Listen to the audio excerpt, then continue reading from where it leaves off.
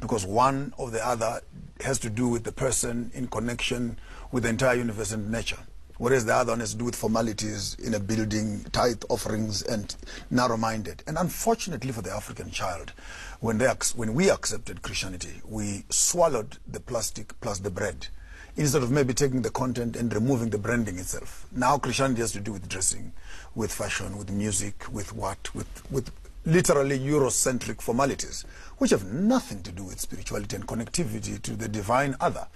But it has become actually institutionalized. I'm a Methodist, I'm a Catholic, I'm an Adventist, I'm a Presbyterian, I'm Episcopal. And in the midst of this Christian quagmire, we've built more walls than we've built more bridges. So I think the first problem is that we have accepted Eurocentric colonial methodology of Christianizing us, which has nothing to do with our spiritual expression. And African religions are even better, because they seek to deal with your connectivity to yourself, to your family, to your community, and ultimately to the environment around you and to your God. Well, give me examples of what you mean. I mean, I hear the statement, but if you can illustrate with specific cases. I'll start off on the very peripheral edge. Yeah. Where being a Christian has to mean putting on a jacket and a tie and carrying a Bible and walking up to church, having your tithe in your hand, putting some money in an offering plate, and being able to look, as it were, semi-colonized, but in an environment where you're God worshipping. And if you should pick up a Zulu, a Xhosa, or a Pedi, or Tswana, and they come in as they are, from their own traditional corners into the Christian environment, most likely all the elders are going to be sitting aside for a committee to say, can we help this guy to move him from there? So it almost seems like for you to become Christian, you need to lose yourself first. We need to flush you off from being culturally you. And we clear off everything that is local and ethnic. And so churches for me have become an initiation center for colonialism, because basically you're not allowed to come in there and express yourself as you are, except maybe for Shembe and a little bit of some other indigenous churches. But as for the rest of us, both from music and expression, tithe and offerings, has nothing to do with improving and developing. Well, you talk about, we mentioned Shembe Church, the ZCC, for instance. Where would they fall in this category? I will not be very free to castigate and lacerate churches, but if you look at, it's one thing to say we're worshipping a white Jesus in black clothes. It's another thing to say we're worshipping a white Jesus in black clothes. It's another thing to say we're worshipping a black Jesus in black clothes. So I see quite a bit of division right there. That when you deal with colonialism, our education has been colonized. Our economics has been colonized. Our fashion has been colonized. Our religion, even our God, has been colonized. That's what it is all about. My God is stronger than you. That's why I'm overpowering you. And the one who has the economics determines the religion of the people. So when you say we are spoiled for choices, I pick that with a pinch of salt. Poor people don't have much choices, do they? Well, I'm saying spoiled for choice because people choose, you see, and they are free to do so. And even when they are free to reconsider their options, they still choose the way they do. For instance, as I referred to, the story that you're familiar with, where a pastor allegedly raised somebody from the dead, and women have been told that for a fee they can be assisted to find appropriate husbands, and that businesses can be improved. All sorts of things are happening, and it's not only those churches. There are different churches which you say should be decolonized, and people go freely. So there's no one who's compelling people to go to these churches. There is this famous statement which people love using: Jesus is the answer. I have come up on the contrary to ask, what is the question? Because our people have serious problems. They have economic problems, health problems, and when they go to church, they're not going there for entertainment per se. They have genuine issues that they would want to address with deity.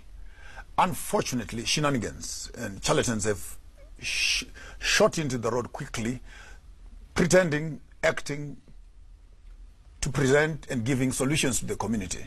Half the time, if not most of the time, this has become actually a circus of the highest order. Because at the end of the day, the same people who must be assisting us to get solutions are actually pulling out all the resources away from us again and gathering that to themselves. So when you are talking about they have choices, where there's poverty, I want to ask maybe to just make it slightly philosophical.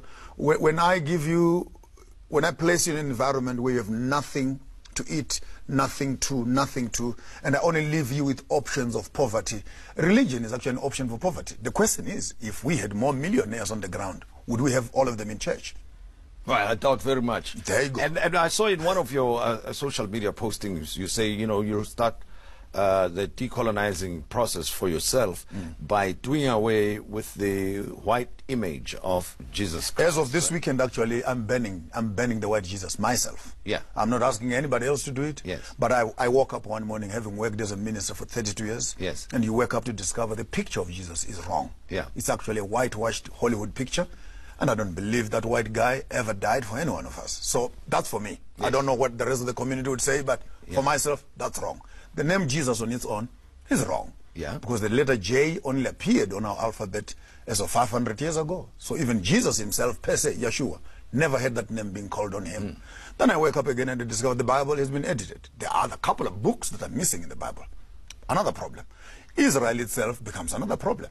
Because they never went anywhere in a boat and they were never sold as slaves anywhere. As the Bible identifies the Israelites, that they were going to be taken across the seas, they're going to be beaten up, and they're going to be thrown around with buttocks hanging outside, they'll be sold as slaves. Now tell me which nation on the face of the earth fits that description, except for the black people. So when you begin to look at the biblical text more critically, you begin to see the whole colonial facade falling off, that actually the 13th tribe, a book which I can recommend, which was done by Ford, must be read, that the whole concept of the Hebraic Israeli concept that Israel are these white guys who are rolling their hands on their side is not altogether true. The whites have never been Jewish. For all practical purposes, North Africa is not a home for the white people. They have been Europeans. It's only when they went through the civilizations in Europe and into Russia and etc., when they came back through the United Nations in the 1960s, then a state was established, but there's no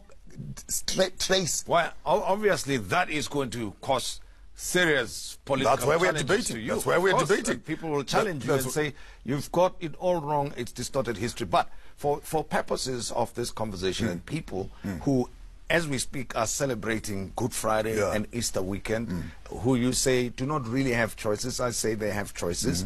What do you say to them? If they are listening to you and they believe what you're saying, they say, okay, what must we do now? Because we don't have any option. It looks like people are stuck. You've been eating a beautiful story, I can tell you. We go and buy some apples in a shop. We come here during the light, we eat the first apple, we find out there are worms inside. And one of us, who is smarter than the other, says, hey, Joshua, we cannot be throwing away good apples. Let's switch off the lights and let's just eat these apples. Why? Because light gives you a problem. Because immediately we remove the light, we can eat the rotten apples. So are we saying that we must not learn because we've already... But anyway, for the purpose of Easter, close the house, call your family inside, rebuild the family structures, and reconfirm what you believe. When you are talking about regenerating us as people, it must not only be a cosmetic regeneration. Start putting a savings plan for your money. Start doing forgiveness ceremonies in your houses. Work on building relationships around your own families. Visit your own children that you've made in the whole bushes around. And let not be for celebrating some foreign little white guy with blue eyes whom you claim to be Jesus, who died on a cross. I'm still waiting for a white man to die for black people. Now, when you look at the state of the South African spirituality, the moral value system of South Africans generally, we've got so many issues. Yeah. You know, poverty, crime, violence, and a whole variety of things. What do you think? What do you think can get us out of that? Because at least religion or spirituality plays a useful role in that regard, in strengthening people to face up to life challenges. Regeneration, for me, if you listen to that word carefully, regeneration, there's a generation inside. Has to be re-establishing a generation. Yeah. Now, I can almost give you 3 quick generations. Yeah. With the generations of the blacks, purely black. With the generations of the blacks who have become coconuts. Black on the outside, but white on the inside. Our structure of thinking and education and medicine and everything, purely white. Then we have the white generation.